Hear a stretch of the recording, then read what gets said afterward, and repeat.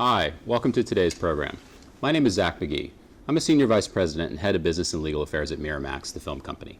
Prior to working at Miramax, I worked at NBC Universal, and prior to going in-house, I was a lawyer at Davis Polk & Wardwell, both in New York and in Menlo Park, California. Prior to working at a law firm, I clerked for the Honorable Michael Mukasey in the Southern District of New York. I'm very pleased to be joined today by my co-presenters. First to my left, Jonathan Gottlieb. Jonathan is the Senior Vice President of Litigation at Fox Entertainment Group in LA, where he handles all manner of legal matters for Fox, television, film, internet properties. Jonathan clerked for the Honorable Roger Minor in the U.S. District Court in the Second Circuit. And prior to going in-house at Fox, where he's actually worked since 2004, Jonathan was at the law firm of Aiken Gump as a counsel in the appellate and litigation groups. On my right is Randa Soudah. Randa is a Vice President and Assistant General Counsel at CBS Corporation, also here in LA. Randa supervises a variety of litigation matters for CBS, as well as provides advice in employment and labor matters. Randa has been at CBS since 2001. Prior to that, she was at Wilkie Farr in Gallagher in New York, and she started out her career as a law clerk in the District of New Jersey for the Honorable William H. Walls. So today, each of us on this sort of panel has had ample experience both as in-house lawyers hiring law firms in litigation matters and transactional matters. I think it's fair to say that we've worked with some of the biggest law firms in the world to some more boutique or small firms, and within those firms we've worked with the most senior partners to probably the most junior associates. So I think we have a lot of experience in sort of engaging counsel, outside counsel, and working with counsel at different levels.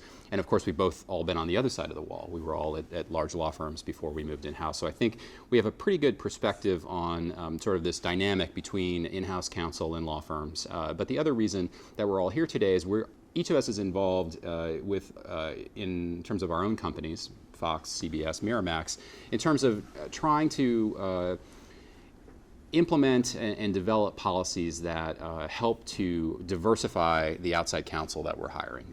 These diverse outside counsel hiring policies, not only at our companies, but in companies across many industries, are becoming very, very more prevalent. Firms are now being, in many cases, asked to comply with these policies, and the reason is that companies want to help diversify the legal industry. We all know that diversity is a big challenge in law firms and law schools, and companies have really, over the last 15 years, taken incremental steps to try to change that in various ways, and outside counsel hiring policies are one way in which they've done that. So, Randa, when we say diverse outside counsel hiring policies, what are we sort of talking about?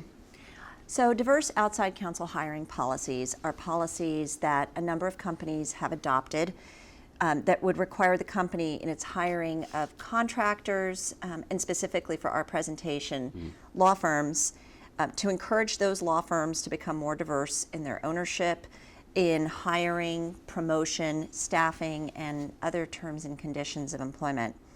When we look at these policies, we can see a wide variety of tools that some of these companies have employed to further these goals. For example, AT&T has committed to spending a certain percentage of its total outside counsel budget on hiring outside firms that are minority owned. Other companies like Walmart have required law firms to have diverse lawyers as the relationship partner or staffed on their particular matters with the firm. Microsoft has proposed granting a particular law firm increases in the hourly billing rate based upon their achievement of certain benchmarks in promoting diversity within their attorney ranks.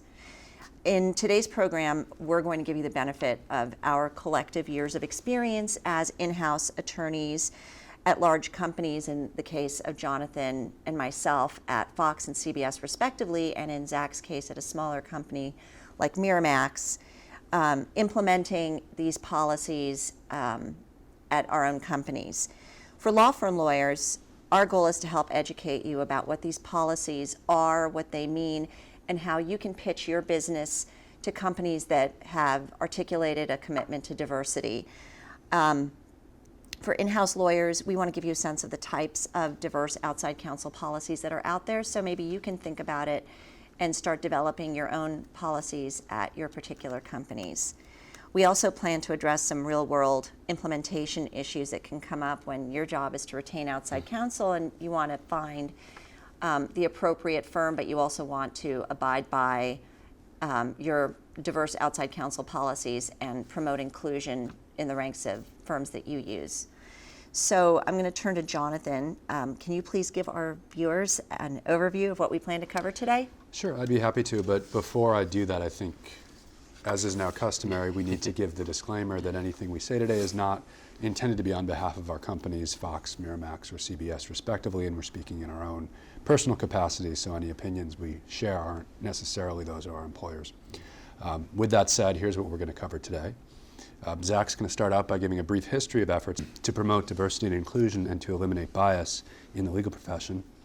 Then we're going to turn to Randa, who's going to discuss some of the legal restrictions on the use of race, sex, and other factors in the development and implementation of diversity outside counsel hiring policies. After that, I'm going to go through some of the examples, specifically the examples that Randa mentioned a moment ago of in-house law departments that have implemented outside counsel hiring policies that promote diversity, AT&T, Walmart, and Microsoft, to give you a sense of the range that other successful companies have adopted. We'll turn back to Zach then to discuss some of the things that law firm lawyers can do to be successful in pitching the firm's services to companies like ours or Microsoft or AT&T or Walmart that have emphasized diversity in their outside lawyers as one of the criteria for being hired on a matter. And then finally, we're going to close with a discussion about best practices for in-house lawyers who want to implement a diversity outside counsel hiring policy within their companies. So Zach, with that said, to start that off, can you give us a sense of where diverse outside counsel policies came from and the purpose behind them?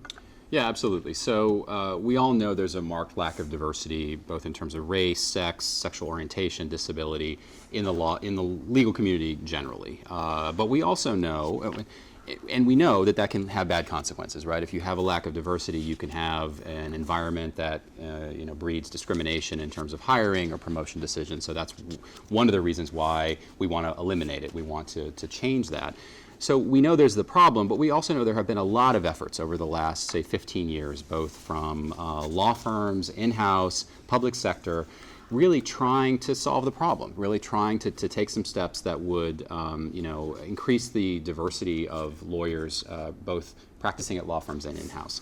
So really, starting with law firms in 1999, and this is just part of the history here, the chief legal officers of about 500 major corporations submitted to a document entitled Diversity in the Workplace, a Statement of Principle. And I think the words, 500 major corporations committing to a statement, I think the words are important, and we're going to show you exactly what those words are on your screen here, where they agreed, quote, to make decisions regarding which law firms represent our companies based in significant part on the diversity performance of the firms.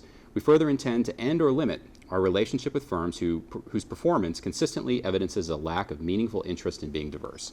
So the obvious mission here was to incentivize law firms to make diversity and elimination of bias a key priority, and they were using the power of the purse to try to move those firms in that direction. So this was followed 5 years later by a famous call to action. This was the brainchild of Roderick Palmore, who was then general counsel of Sara Lee, and it was addressed to these same top Fortune 500 companies. He referred to this earlier statement of principle, urging renewed commitment to it, but he went a little further, and so these are his words. In 1999, the chief legal officers of about 500 major corporations signed a document entitled Diversity in the Workplace, a Statement of Principle. Statement evidenced the commitment of the signatory corporations to diversity in the legal profession. In particular, it was intended to be a mandate for law firms to make immediate and sustained improvement in this area. Unfortunately, however, all objective assessments show that the collective efforts and gains of law firms in diversity have reached a disappointing plateau.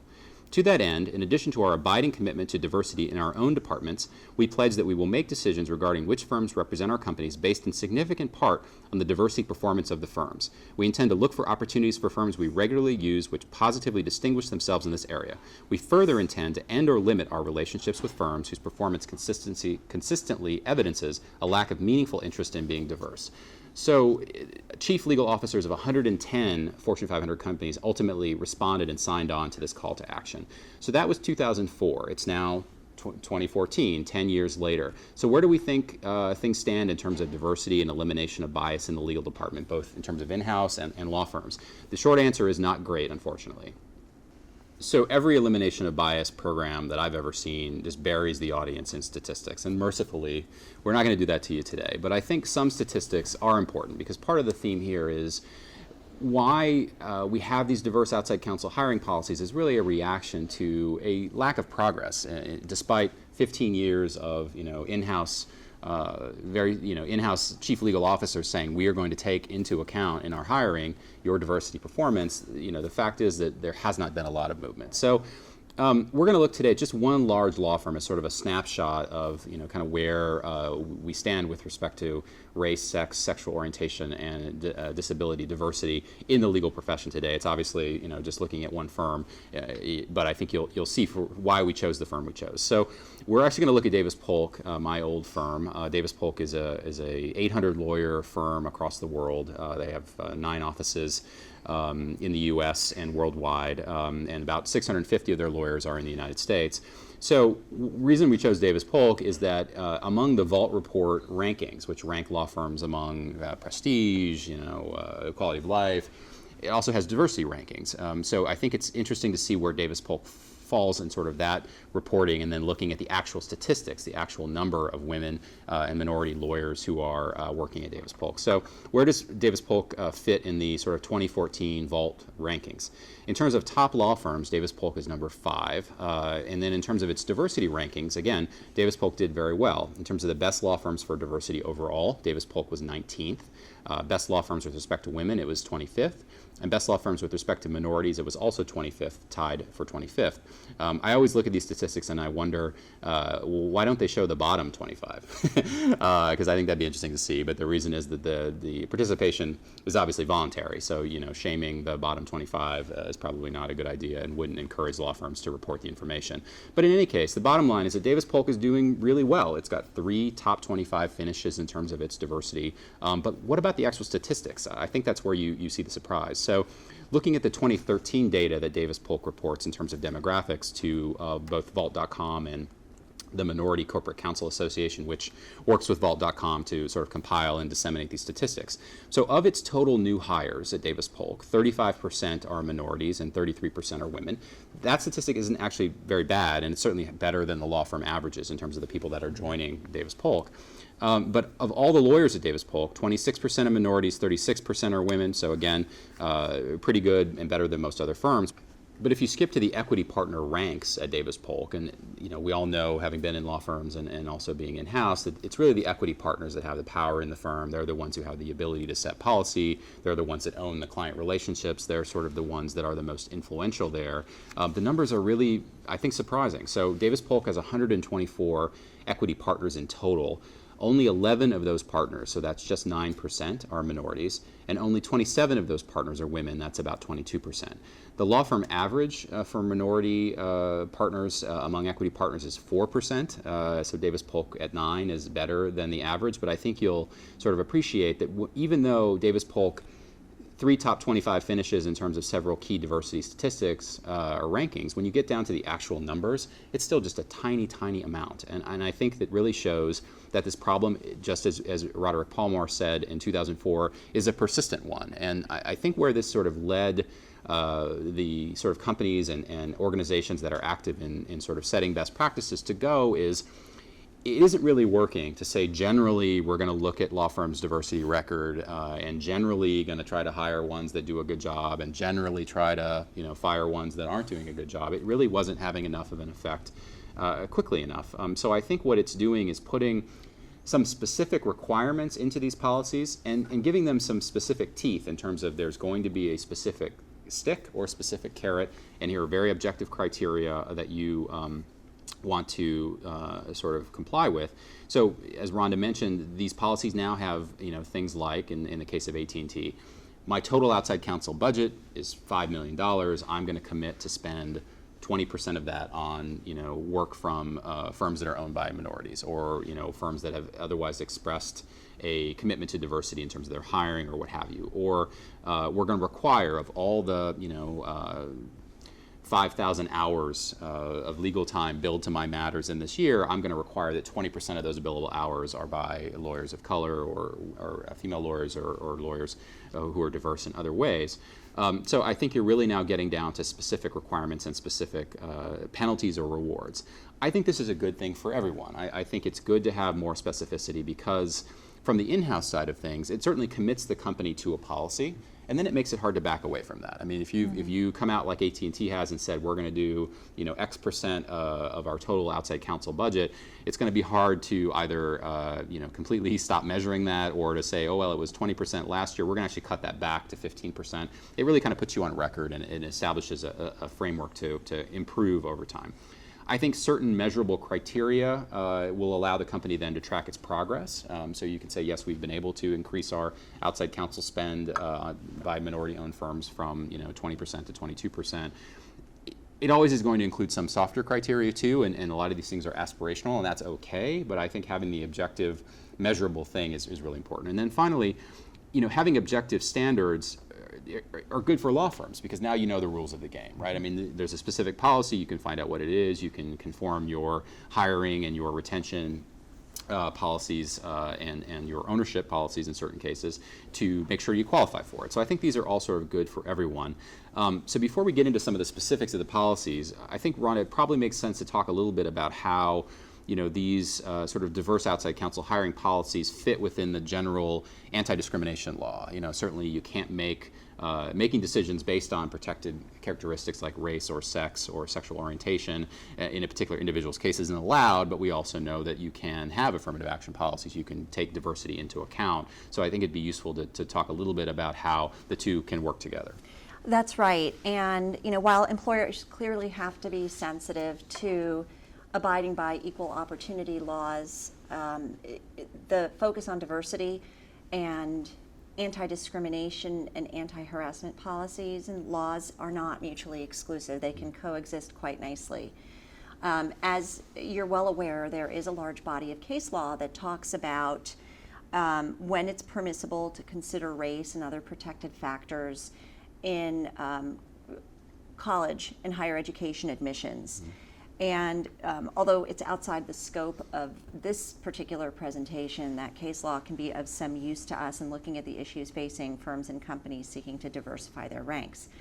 The Supreme Court has repeatedly recognized that diversity in higher education is a compelling interest, but that the measures that universities, and I suppose by extension employers, use to get there have to be subjected to the strict scrutiny analysis and have to be narrowly tailored to achieve those goals. Courts have generally applied a holistic approach to admissions, by the way, where universities can consider diversity and life experience as one of or two of several factors that they can use to evaluate the attractiveness of certain candidates. Obviously, going a step further and having quotas would be impermissible. But courts have consistently upheld that diversity can be a factor that is one of many that's considered when assessing qualifications and what a particular candidate can bring to the institution. And it may be worth pausing for a second. I mean, you had asked the question earlier, just what is why are we trying to make the legal profession more diverse? Why are we trying to eliminate bias? And there's a lot of justifications. I mentioned really the elimination of bias purpose is that if you have a law firm that's not very diverse, then you have a higher risk that people will employ a bias in the hiring or promotion or retention of those folks. But there's also a justification about the business world and sort of having people who are diverse working for companies that engage in business with lots of folks. Right. There's two things that people commonly talk about. One is that the marketplace now more than ever is a global marketplace. Right. So companies are best served by having a diverse workforce that reflects the difference in viewpoints and origins and cultures that a company will address as it reaches out to consumers all around the world. The other, and frankly very compelling rationale for diversity that's often cited is a growing body of social science literature that strongly indicates that each individual functions better in a diverse environment, both because people's assumptions are challenged, that if you have people who generally come from the same background, the same educational institutions, that assumptions aren't challenged and you end up with a homogeneous way of thinking and a homogeneous way of approaching problems as opposed to a diverse environment where there's more challenge and working through of assumptions. And then the second thing is promoting an environment of inclusion allows each person to more fully realize their potential and give more to the organization where they're employed. I think that's right, and it's actually, it's no accident also, to your point, that when the affirmative action cases were recently before the Supreme Court, numerous industries and professional organizations and companies filed amicus briefs with the Supreme Court in which they laid out their rationale for diversity and why they felt it was a compelling interest, basically articulating that a diverse, well-educated workplace is critical to those particular industry and professions' success in an increasingly diverse world where they're dealing with diverse client groups. Their businesses cross borders, so you hear this from business where it's not just a question of let's do the right thing, it's a real business imperative to help compete in the 21st century. And there is a direct line between the relatively narrow subject of our presentation and this broader idea of diversity in education, because although we're focusing here on what lawyers either at law firms or in-house can do to promote diversity in the profession, there are a couple of predicate questions to having diverse people of traditionally underrepresented backgrounds in the legal profession at all, and that goes to what is commonly called the pipeline, right? How many people are graduating high school, how many people are graduating college, how many people choose to go to professional schools, including law schools, and the affirmative action question affects all of those things as well. That's right.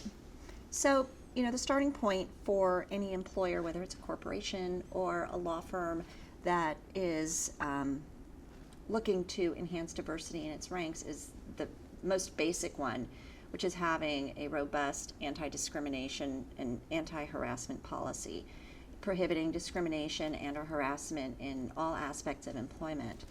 And then followed by a complaint procedure where people who feel that they've been aggrieved can come forward, and they have a few different avenues for redress. You have a strong investigative function where somebody will actually look into these allegations and try to get to the bottom of them, and an effective enforcement policy. All of this, hopefully if it works the way it should work, making employees feel that, the company puts teeth behind its policy of prohibiting discrimination and harassment in the workplace. It's not enough also to have the policy, you've got to train on it. And the training clearly has to go beyond don't discriminate, don't harass. You also want to teach managers, especially, but all employees, to recognize not the more overt types of discrimination that we can all pretty much recognize now, but the subtle types of biases and stereotyping that can be just as invidious and harmful as overt discrimination. Right, so part-time, people who are part-time workers are not serious about making partner. Those sorts of things that are kind of beyond the, obvious, harassment based on sex that would be central. Certainly making certain groups feel marginalized or demeaned in some fashion. And as we just discussed, articulating the case for diversity also goes a step beyond just these policies. We've already talked about what the business case for diversity is, but providing opportunities to discuss it in the workplace, being open to different viewpoints, having training or seminars or opportunities for discussion where people's differences can be discussed and addressed and celebrated and valued. We did a seminar like that recently at my company, which was really thought-provoking and educational, at times entertaining, where we talked about how where you have been and where you come from kind of affects how you approach things and how to work together as a company to both honor those differences and work collectively to move forward. Was that just inside the legal department, or did you do something a broader group of employees? We definitely did it in the legal department. It may have been done elsewhere in the organization. But certainly I think everyone who participated in it found it valuable. And again, it didn't address equal opportunity. It was more about viewpoint diversity, background diversity. So how do you increase the ranks of diverse attorneys in your organization without engaging in discrimination? It goes to what Jonathan just pointed out. It's about the pipeline. It's about how you're recruiting. The bigger and broader your pipeline is, the more opportunities you have to hire diverse candidates. So take a look at your pipeline. How are you recruiting? For example, if you're a law firm, are you going to the same 5 or 10 law firms on a yearly basis to look for talent? Or are you expanding the scope of your search beyond the tried and true? What are your qualifications? What are you looking for? Are you just focusing on what have been the traditional kind of criteria of achievement and success, grades, LSAT scores, where the person has gone to law school, or are you kind of casting a broader net?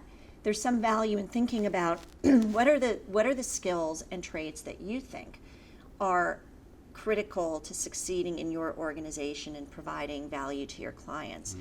And while those traditional criteria can certainly be part of that mix, there are lots of skills and traits that kind of fall outside of that, like life experience.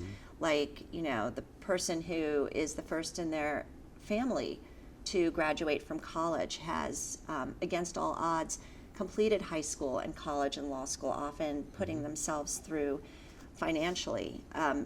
Those show traits of tenacity and persistence, problem solving.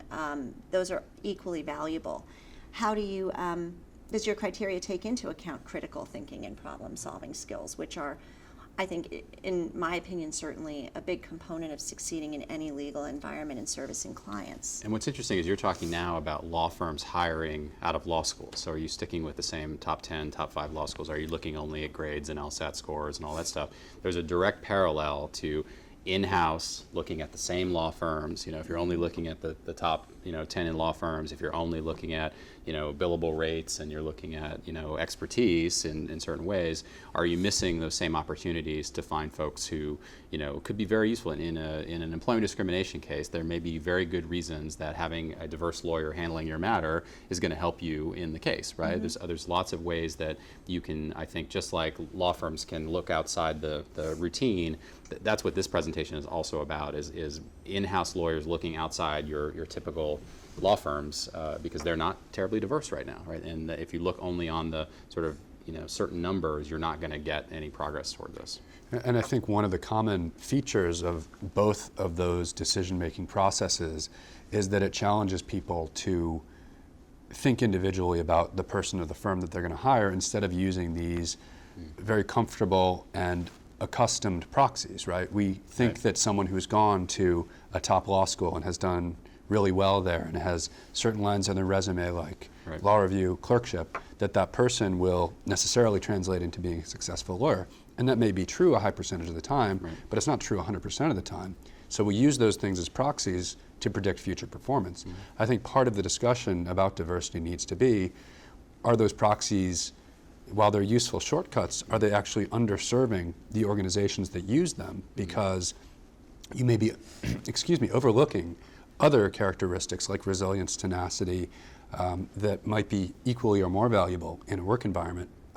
And by undertaking a more individualized, careful determination, you might actually select better. And it takes more work to do that, right? It's just easy Absolutely. to always just hire out of the top 5 law schools. And it's easy.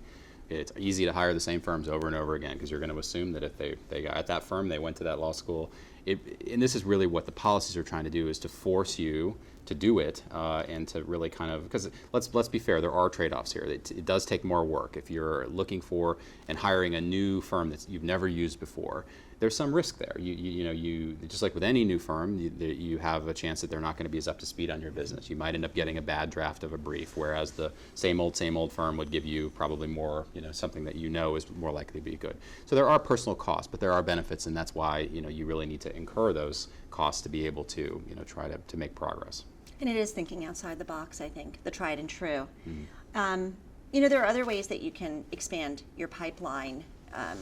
Our companies have been involved in hosting diversity receptions for minority-owned law firms in the past, where we have had the opportunity to meet and mingle with people who handle different kinds of work and have managed successfully to incorporate some of those firms and lawyers into our group of attorneys that we hire on a regular basis to do our work. So we talk about the pipeline in terms of hiring law school students, but the pipeline actually starts sooner than that.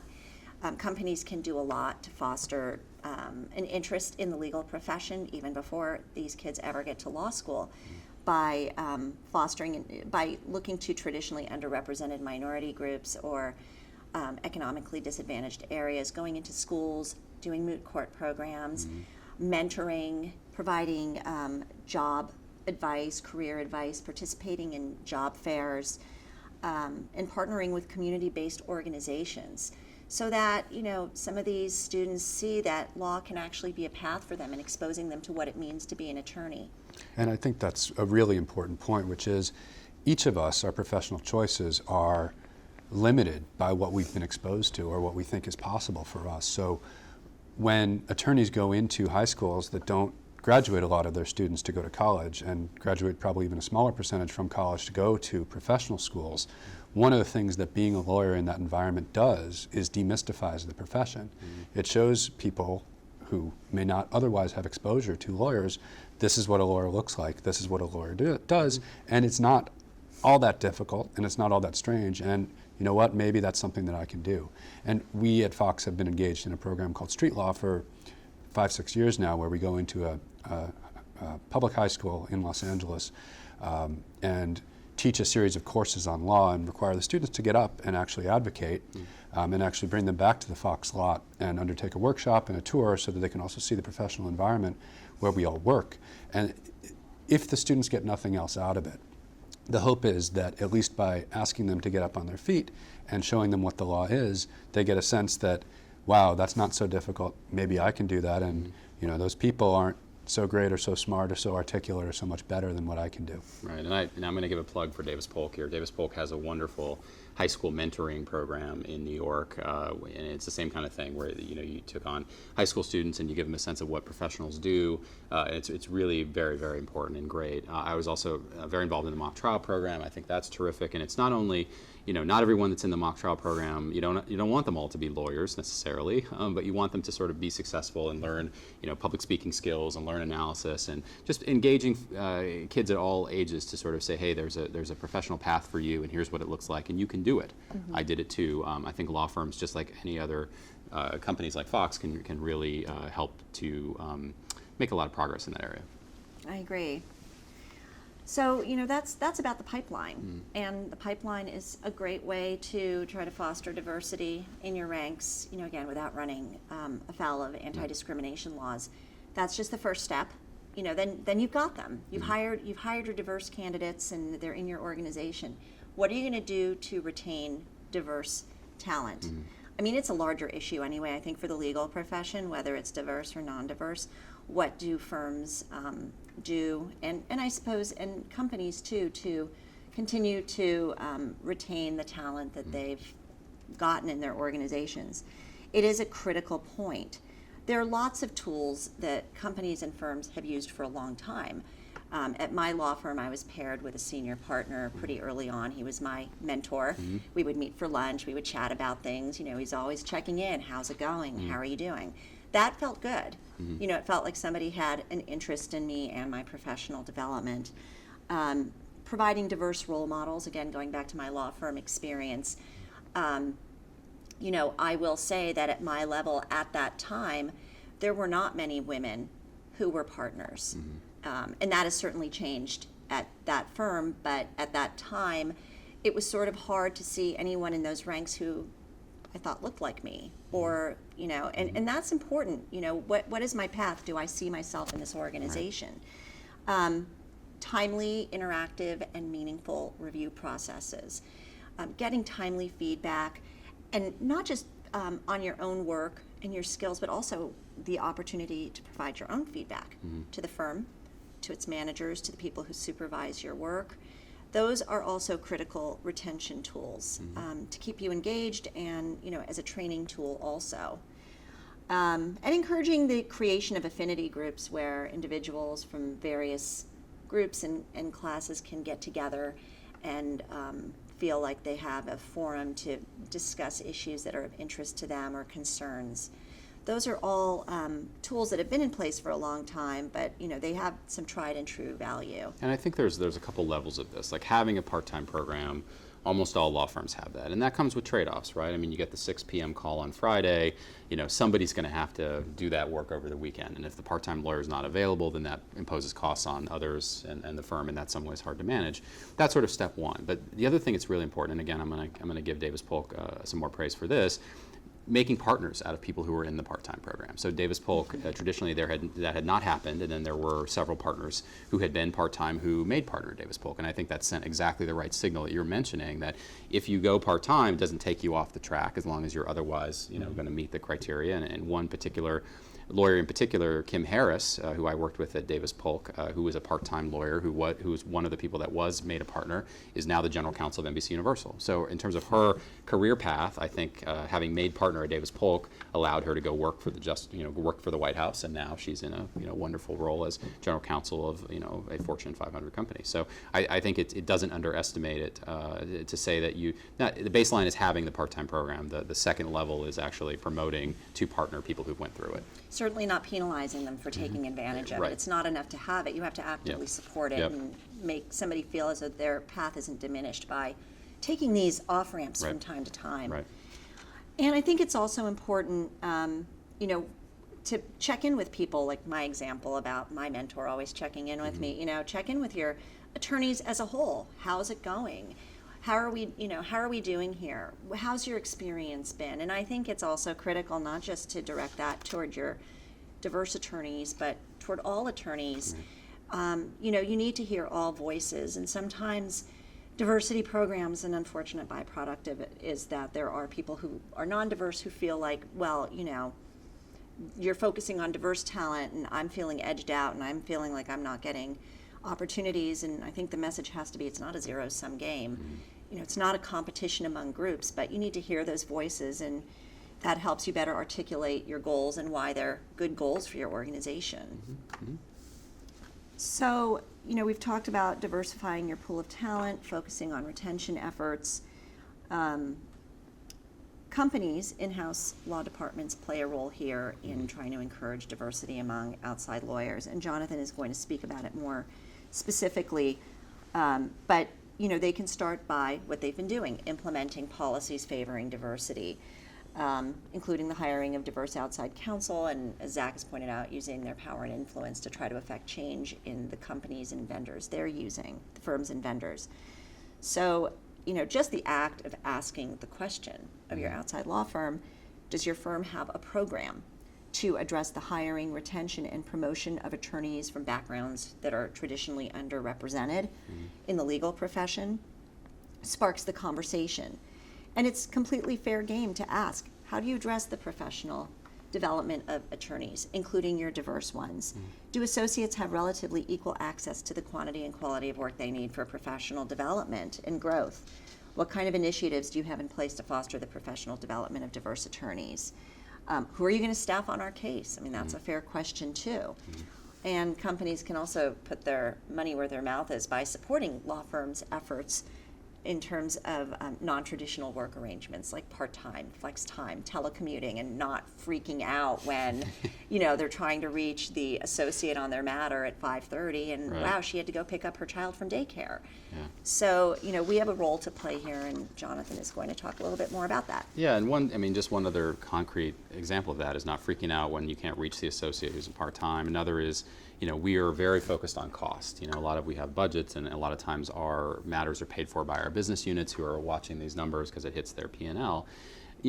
One of the temptations as an in-house lawyer is to say, I want this leanly staffed. I just want the partner and maybe one senior associate. And the fact is that having sort of larger teams that allow for more diverse teams will mean there's probably more hours going to be billed through. And so that's, again, you have to kind of put your money where your mouth is and say, okay, you know what, it's maybe we'll have a little more expense on this, but this is going to be good for kind of encouraging this law firm to continue along this path. Right. So as Randa said a moment ago, we're going to pick up and review a couple of examples of companies' policies for retaining outside counsel to foster diversity. And I think just to pick up something that Randa said a moment ago, if a company does nothing more than ask the question of, does your law firm engage in policies to promote diverse workforce?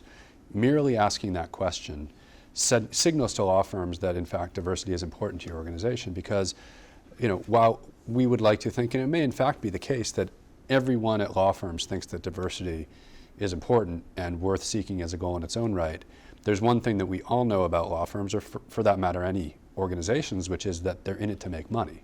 And for law firms, what making money means is getting clients. And so if clients are saying diversity is important, it's a very concrete monetary incentive for them to comply with what their clients are saying are important to their clients and potential clients. So again, if you do nothing more as an in-house organization, simply asking the question or stating that diversity is important is a step in the right direction. I think you put it very well when we were talking about this the other day. The platform that you have as an in-house lawyer who hires outside counsel, just as you say, asking the question, the signaling, it's sort of good to be the king, right? We are the ones who hire, we're the ones who pay, and that gives us a lot of power. And just, again, having these policies, but everything that you do, you can really signal that this is important to me and therefore it should be important to you. I think that's a great way to think about it. Right, so that's the basic level. And then the three companies that we're going to talk about are widely perceived as leaders in this. So they do a lot more than just the basic level.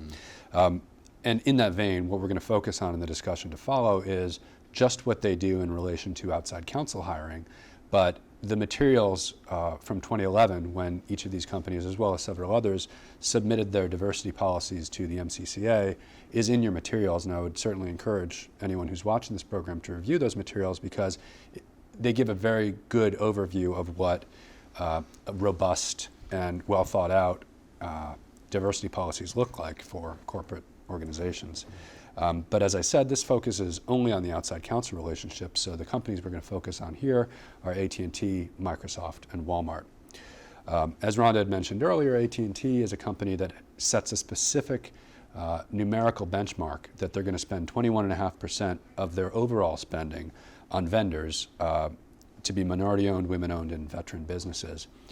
Of that 21.5%, they also benchmark that 6.5% of their spending on legal services will be with minority, woman-owned, and or disabled veteran businesses.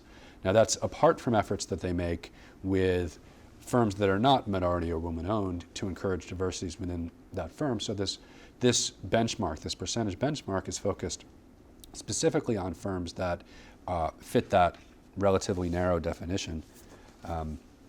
AT&T's policy in that vein also requires other law firms to report their demographic information through its billing software along lines of race, sex, gender, and sexual orientation, and disability status of the lawyers who work on their matter. And they use the data to track how they're doing in benchmarking year over year their retention and use of outside lawyers on their given matters. I might just jump in here and say, our company does something similar where we, make efforts to track whether attorneys who work on our matters are diverse in various categories. Some categories are much easier to track than others for obvious reasons.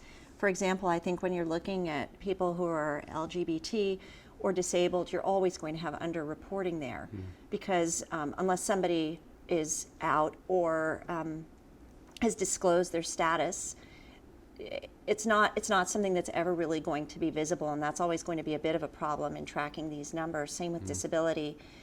It's not always apparent whether somebody has a disability or not. So these go some way toward doing it, but they don't tell the whole story. And I think that's a really important point, which is if you're going to ask the question, you need to be careful about asking it the right way. So the question is not whether someone is LGBT. The question really is whether they self-identify as correct. LGBT, or the same thing for disability. Are people working on these matters who identify themselves as having a disability? And the other potential pitfall along the lines of what Randa was talking about is there may be states where it's unlawful for employers to ask that question of their employees. Right. So again, framing this in a way that if an employee objects or if it's prohibited by law, please don't give us the information. That's right. Is the right way to approach it. I think this tracking thing is interesting. There's a little bit of a big company versus small company element to this too. 10 years ago there was no capability.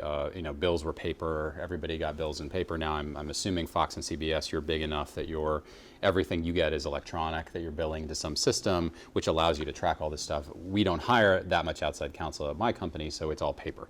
So in some sense, a little bit of this is to be aware that if you have the technology, this additional analysis is possible, and that may give you some real insights and give you some metrics that you can then track and encourage your law firms to use. Smaller companies may have some challenges here, where if I'm working off paper bills, it's going to be hard for me to track, okay, what percentage of the lawyers on the team are diverse and what percentage of hours are they billing. I can probably track the former without a lot of difficulty if I just ask the questions, but getting into the level of detail, that's something that larger companies with electronic billing can and probably should do. So AT&T is an example of a company that sets specific targets for their retention. Moving to Microsoft, Microsoft's a company that actually offers monetary incentives for firms that meet specific goals in improving their diversity year over year. So Microsoft pays its law firms a 2% bonus in their billable hours if they meet one of two benchmarks. Either they can achieve a 2% increase in the percentage of hours billed on Microsoft Matters by minority lawyers, or a 0.5% increase in the percentage of minority lawyers practicing in the firm. And generally speaking, if you read Microsoft policy, they're pretty strict about allowing rate increases year over year. So enabling firms to achieve that 2% bonus is actually a pretty significant incentive for the firms. And again, an example of literally putting money where your mouth is in terms of diversity.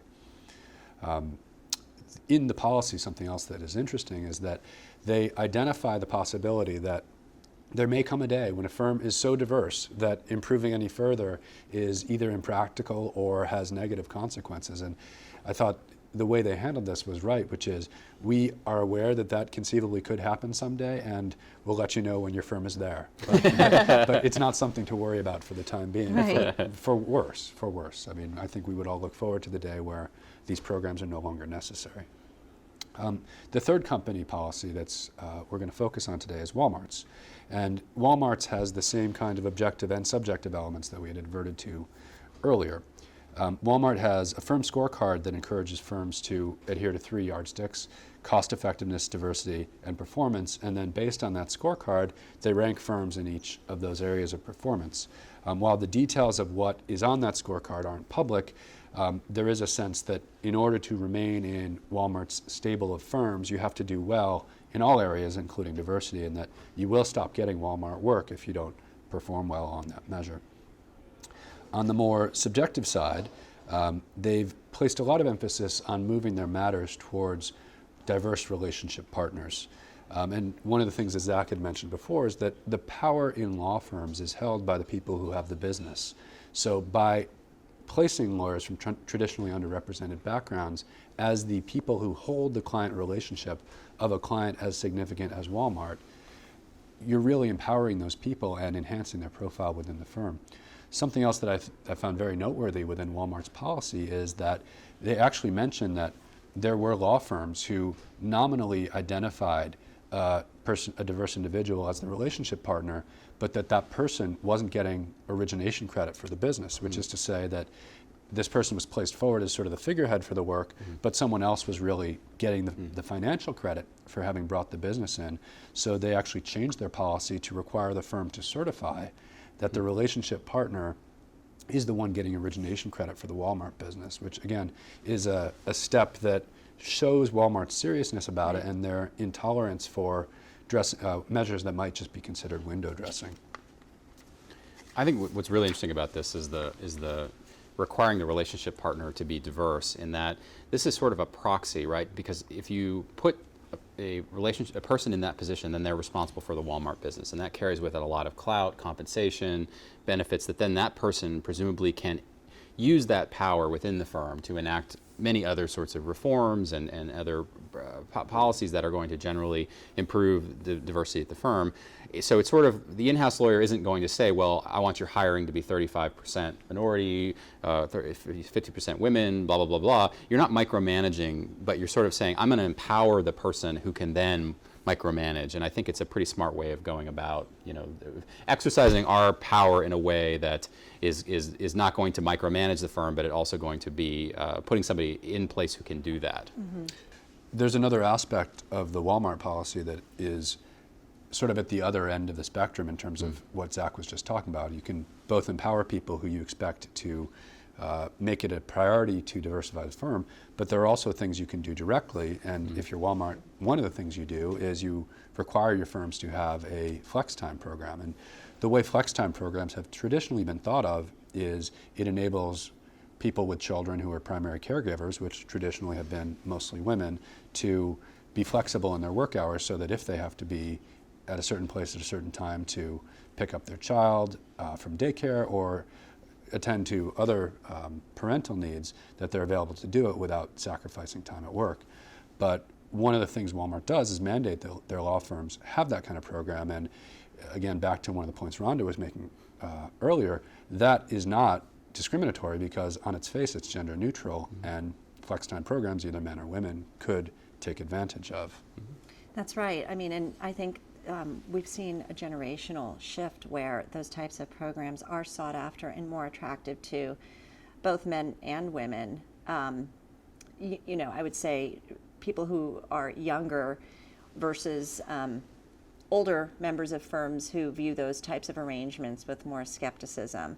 You know, I don't know if we've evolved to the day where even offering those programs on a gender neutral basis empowers men to feel like they can do that. I mean, I still think it's very much thought of as a traditionally, something that traditionally benefits women or is sought after by women. But, you know, I certainly think that in our generation of attorneys, there is more of a focus on family life that's not just limited to women. You know, I see that in my male colleagues too, and it's something that they seek and they desire in their work situation. And same-sex couples as well, so that's a part of it. And then I think just technology. Now technology, you can be anywhere and have your desktop and be connected and work, and part of being a professional is, you know, you're responsible for your matters, and whether you're writing a brief at home in your pajamas at 11 o'clock because your kids have gone to bed, or you're sitting in the office, you know, Right. you can do it either place. So I think that a little bit of this is evolution of attitude and ability, just the way that things are changing generally. So Zach, what can law firms do in this environment to help themselves succeed and get the business of clients who've made diversity an imperative? Sure. Well, I mean, the first thing, most obvious thing, is what Randa talked about before. Don't make hiring and promotion decisions based on protected characteristics, because that would violate the anti-discrimination law. Another obvious thing is to get to know whether the clients you have or the clients you'd like to have these diverse outside counsel policies, what they contain, and so you can be aware of them and you can make your firm you know, comply with them, and hopefully then be able to successfully compete against other firms who want that same work. Beyond that, I think we touched on some of the things in the in-house context, but really hiring, going outside the top 10 law schools, if that's what you typically do, is going to be a way that you're going to be able to improve your diversity record, you know, by just starting with a more diverse candidate pool. Second thing is in the retention. You certainly have to allow the flex work and mentoring programs. Giving your lawyers also a chance to interact with clients is important. I mentioned the issue of having, you know, larger teams and more junior folks. That's a cost that the in-house lawyers should be willing to bear. But as a law firm, giving, you know, more junior members a chance to have client contact is really important, both for your development as a lawyer, you know, learning how to deal with clients, but also for your development within the firm. Building those relationships is going to be important later on, and that's sort of the third thing about promotion. Giving lawyers a chance to build those client relationships so that when the decision is made about whether to elevate you to a partnership or not, you will have you know, the clients that are your clients, and that'll factor, as it always does, importantly into that calculus. So now let's turn to some in-house sort of best practices, some things that as in-house lawyers we think we've learned and we want to sort of suggest to those in-house lawyers who may be watching this program. I think the first thing is sort of what we just did, which is review outside counsel hiring policies of your peers, right? Other companies, both in your industry and outside your industry, to see what others are doing. I think AT&T, Walmart, and Microsoft are on the leading edge, and I think all of us can get some inspiration and some good suggestions from looking at those policies.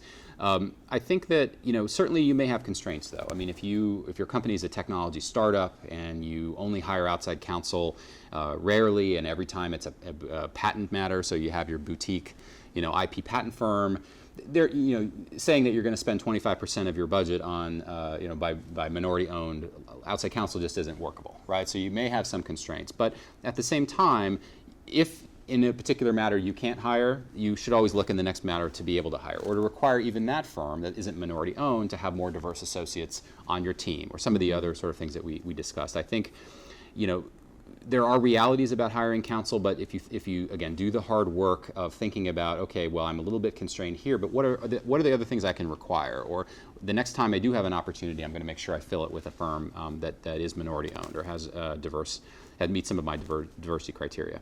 I think the second thing is take advantage of resources that exist. So one really important resource, there's a diverse outside counsel database that the Minority Corporate Counsel Association hosts, and it allows you to search by practice area, geographic location, and other criteria to help you find law firms that are either minority owned or have very strong diversity credentials. Because part of the problem is, if I'm going to go outside my regular stable of firms, how am I going to find other candidates? And you certainly want to have more than one choice. When you're hiring outside counsel, you generally want to feel like you have a lot of choices, because even firms that are seemingly similarly situated, there may be a good reason a particular partner there handled a similar matter for one of your sort of peer companies in your industry.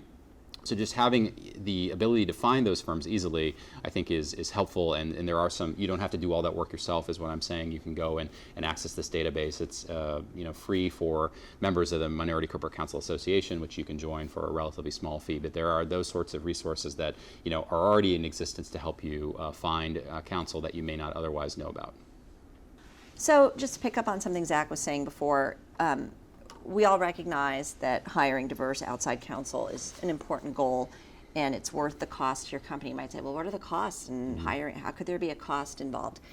It's not really a cost, I think, that's associated with hiring diverse outside counsel per se. In fact, I would say that's not the case. The cost comes anytime you branch out and do something unfamiliar. I can tell you I'm certainly guilty of this myself. There are certain firms that I've grown accustomed to working with in different practice areas, and we're very collaborative, and I've become very comfortable with working with these particular, this variety of lawyers. I know that when I work with them, I'm not going to get overpapered. I'm going to get the work done efficiently. They understand, our businesses, and we have several different businesses. You don't have to educate them about, how a show gets on the air, or what a profit participation definition is. They're just things that they can do and hit the ground running. And, to branch out to new counsel, and again, I stress, not necessarily diverse counsel, but just to get outside of that box of people you're used to working with, means, you're going to take more time out of your busy day to educate them on your business, what the business does, who this person is, how to handle that person. And that's often a burden on in-house lawyers. And we all have to, I think, be cognizant of the fact that we're working toward a bigger goal, which is diversifying our ranks of outside counsel. And of course, the benefit to that is you expose yourself to new attorneys with new experiences who might bring a different and better way of doing things to your matter than you'd previously been exposed to. And I think this is one of the points about one of the obstacles to diversifying the legal profession that's probably not talked about as much as it should be, which is just legacies, right? That entrenched firms that have done a certain kind of work continue to get that kind of work, and it is economically desirable for everyone involved. It's economically desirable for the client, it's economically desirable for the firm. And it's economically desirable for the individual who's making the hiring decision, because you know exactly what you're going to get, and you're not incurring any risk that it's going to be something different from what you expect. But I think, just to emphasize the point that Randa made, change requires going outside your comfort zone. And if we're going to make a meaningful change in the profession, and if we're going to actually achieve the benefits that I think universally are recognized flow from having a diverse legal profession and diverse lawyers working for your company, then we all have to incur some portion of that cost. Because if we keep doing the same thing over and over again, we're going to be having the same conversation 10 years from now again. And I think you should also think about, how do you use diversity as a criterion for deciding who to hire? What is your holistic process for determining the best candidate for your case? Oftentimes we might use it as a tiebreaker. when you're looking at firms that have, relatively comparable expertise and they've made relatively comparable proposals in terms of how they can handle your case from, both strategically and an efficiency perspective, then you might say, well, this would be a good opportunity to use this case. All things being equal, obviously you're always looking for the best person to handle a particular matter. And sometimes when a particular matter you have or an issue you have is really specific and specialized, as Zach said earlier, sometimes you just have to go with that firm. That's not the place to try somebody who's going to take a crash course in that subject matter. But even within that context, you can encourage staffing at lower levels with diverse attorneys, or just think about it for the next time. Okay, I went with this group this time, and I had good, solid reasons for doing it, but I'm going to keep my eyes open and see about bringing this firm in for the next matter when I think it's appropriate. Yeah, I think that's important. I mean, for part of the difference between larger company, smaller company, Miramax, I hire outside counsel, but not as much as either of my colleagues here. And litigation matter came up recently for us, actually a very large, high-profile litigation involving the movie The Hobbit. It's actually against Warner Brothers, and in that particular case, Warner Brothers had hired Cravath and Munger Tolles to represent Warner Brothers. I hired Boyes Schiller, David Boyes. So part of it there was just I needed to match up against Cravath. There was a good reason to hire the Boyes Schiller firm because they had previously represented the Weinstein Company against Warner Brothers, so there was some sort of familiarity and strategic value there. I didn't inquire before I made that decision into the diversity of that firm, and it was one of those situations where the choice was really dictated by strategy and by this sort of particular circumstances. That said, doesn't mean I can't now encourage them to have diverse lawyers working on my matter. Doesn't mean the next time I do have more options available to me that I will look for firms that make it a hiring criteria as opposed to something I'm now trying to do after the fact. I guess what I would say is don't get discouraged if you are in a smaller company or even a larger company and you find that your hand is being forced in certain circumstances because you really, you got a TRO you're facing and you really got to go back to that same firm again. Mm-hmm. But always looking for opportunities either to exert influence over that law firm or to go outside when you have the ability. That's really what this is about. There's certain costs, certain risks and certain costs that you can't, as an in-house lawyer, sign up to, but then there are other times where the costs are not as high. You do have the flexibility, and that's where you really want to push for diversity if it matters to your company and like it does for us. And along those lines, I think that for every company, it's a good practice to know where you are. So by whatever means you can, either by the matter, we hired a diverse minority woman-owned law firm in this matter, or we're using diverse staffing on that matter, keeping track, or even at the most granular level where your technology permits it, identifying how many billable hours on which matters are billed by people from traditionally underrepresented groups in the legal profession.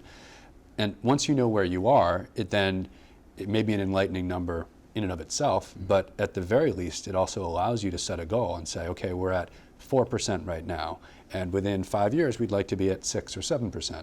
And that way you can both set a concrete goal that will allow you to measure your progress, but also know where you are and have a constant reminder of where you seek to go. And in the absence of that, it all becomes abstract about, maybe not this matter or that matter, but I think having concrete, measurable benchmarks and goals is the most productive way to move towards that goal.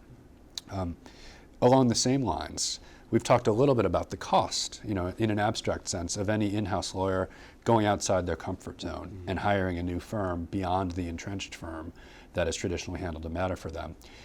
If this is something that your company can do, it's worth looking at how you incentivize that conduct, right? Whether it be by recognition of the in-house lawyer who's taking extraordinary strides to move work to new firms with either minority woman-owned firms or firms with exceptionally diverse staffing, having some kind of counterbalance on that cost, whether it's monetary or just recognition or some kind of an award, at least sends the message that it's not just that individual in-house lawyer who's internalizing the cost of the organization achieving diverse legal representation, that there is some counterbalance, and that recognition or that reward is emphasizing the importance of the in-house lawyer taking those measures to help the organization. I think in some cases it's recognized as part of the performance review process. You are assessed on a number of aspects of your performance, and one aspect of your performance is what have you done to further the goals of the organization? And one of those goals is diversity and retention of outside counsel. So, that is clearly a way to encourage in-house attorneys to keep thinking about this issue by recognizing their efforts or noting where they, you feel that improvement can be made in this area, but that can clearly be part of the overall expectations of your job. And that's one way to really incentivize people. So in terms of wrapping it up today, just a brief summary of what we've covered. First, we talked about the sort of the history and efforts to promote diversity and eliminate bias in the legal profession as sort of a backdrop to all of these diverse counsel hiring policies that we're now seeing leading companies adopt. Then we looked at some of the legal restrictions on the use of protected characteristics in terms of when it's permissible affirmative action diversity programs versus impermissible hiring or promotion decisions based on those characteristics. Then we looked at some specific policies. Jonathan took us through AT&T, Microsoft, and Walmart, some of the things that they're doing as leading companies to encourage the law firms that they hire to become more diverse. Then we offered some advice to law firm lawyers out there who are looking to pitch business to these companies, both in terms of what they should do, finding out about the policies, and then what they can do internally within their own firms to improve their diversity and to improve their chances of getting hired under this new regime. And then finally, we looked at some best practices for in-house lawyers like ourselves, some lessons that we've learned in terms of applying our own policies, and then really where, in some cases, the hard trade-offs happen and how you can both incentivize in-house lawyers to undertake those costs and to implement these policies in a way that's most effective. Thanks for joining us.